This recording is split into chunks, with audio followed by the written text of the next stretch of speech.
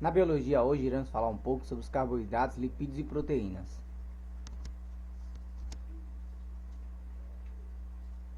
Os carboidratos, ou glicídios, são moléculas orgânicas formadas por átomos de carbono, hidrogênio e oxigênio.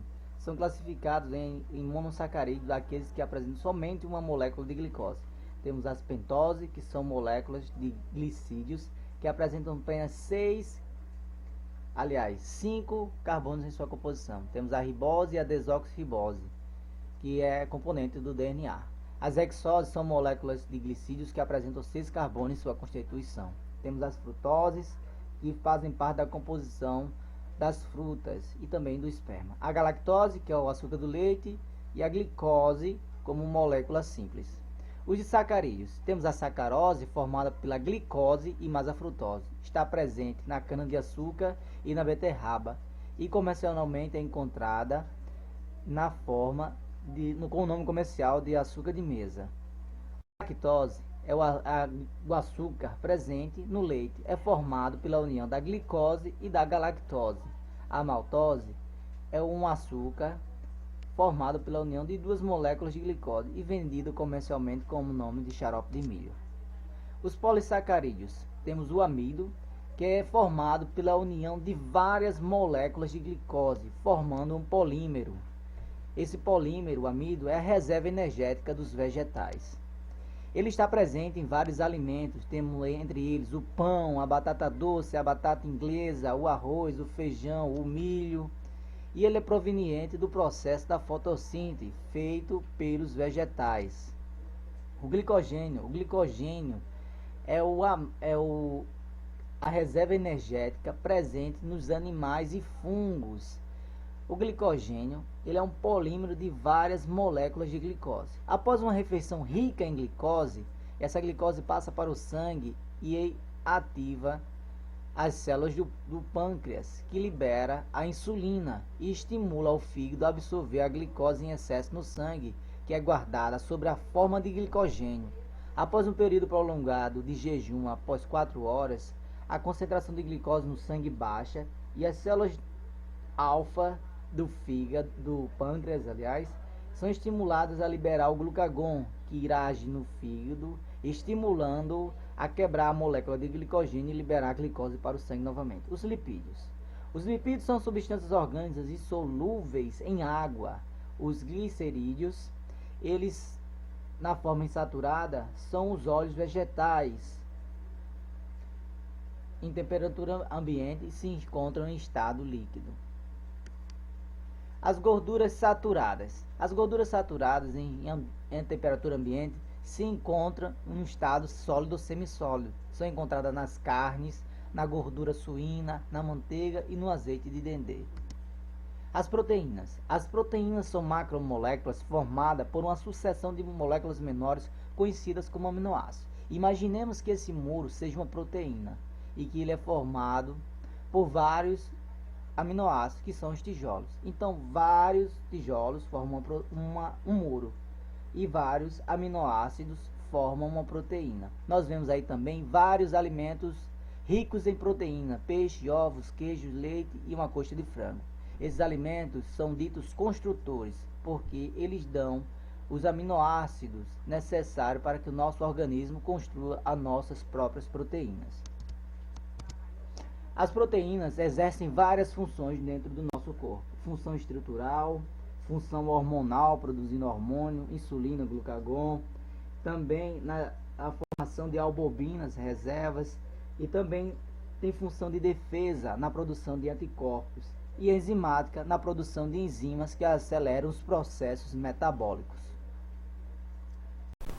Olá, boa noite. A gente vai começar a tratar aqui sobre os conteúdos matemáticos da nossa sala de aula invertida, tá? A gente tem que relembrar para a nossa atividade na sala de aula invertida sobre o que são números decimais e as operações, basicamente, tá? Eu coloquei só um exemplo aí do que é um número decimal, tá? Esse número decimal é 14,376 milésimos. O 14 é a parte inteira e o 376 é a parte decimal que a gente tem, certo? O 3 é o décimo, o 7 é o centésimo e o 6 é o milésimo. Só relembrando conceitos que a gente viu anteriormente, tá? E o que eu tenho que focar aqui com vocês é as operações com decimais, tá? A primeira operação, que é a operação bem mais fácil que tem, que é a adição e subtração, tá? O que a gente tem, eu coloquei o passo a passo para a gente fazer. Coloquei alguns exemplos. Primeiro passo para fazer uma adição ou subtração de números decimais é igualar o número de casas decimais com acréscimo de zero. Você vai observar se tem a mesma quantidade de casas decimais. Se não tiver, acrescenta o zero. E o segundo passo, colocar os números, armar sua conta, vírgula embaixo de vírgula e efetuar a sua adição normalmente, certo? Tanto vale para adição e para subtração esse passo. A multiplicação é uma que a gente vai utilizar muito na nossa atividade, certo? A multiplicação de decimais. O que a gente vai fazer? Arma sua conta normalmente, multiplica os números normalmente, como os números decimais fossem números naturais. E o que você vai fazer no final? Você vai observar, digamos, aí no primeiro exemplo eu estou multiplicando 3,49 vezes 2,5.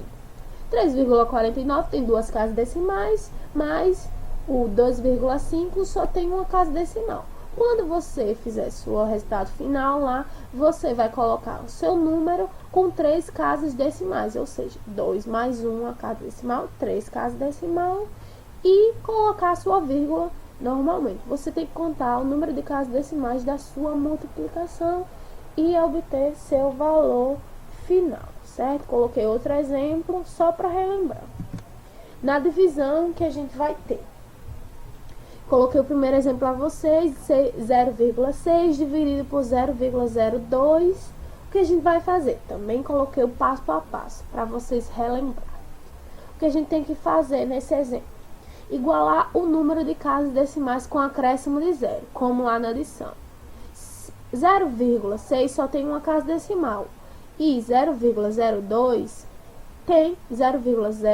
tem duas casas decimais. A gente vai colocar mais um zero no 0,6, que vai virar 0,760 e vai igualar os dois com o número de casas, que é duas casas decimais agora. Tá, colocou isso, suprimiu o número de vírgulas, você vai fazer o quê? Se tá com duas casas decimais, você vai andar duas casas decimais para frente, ou seja, 0,60 vai virar 60 e 0,02 vai virar 2, ou seja, você vai fazer a divisão de 60 por 2, que todo mundo sabe que é 30, tá? Bem fácil, só relembrando para vocês. O cálculo do IMC. O cálculo do IMC, esse IMC significa Índice de Massa Corporal. É uma forma que é usada para a gente medir o índice de massa corpórea do nosso corpo. Para a gente fazer isso, a gente precisa do dado do nosso peso e da nossa altura, certo? Tá aí a forma e tem uma classificação. Se eu calculei o meu IMC, tá aí, deu entre 18,5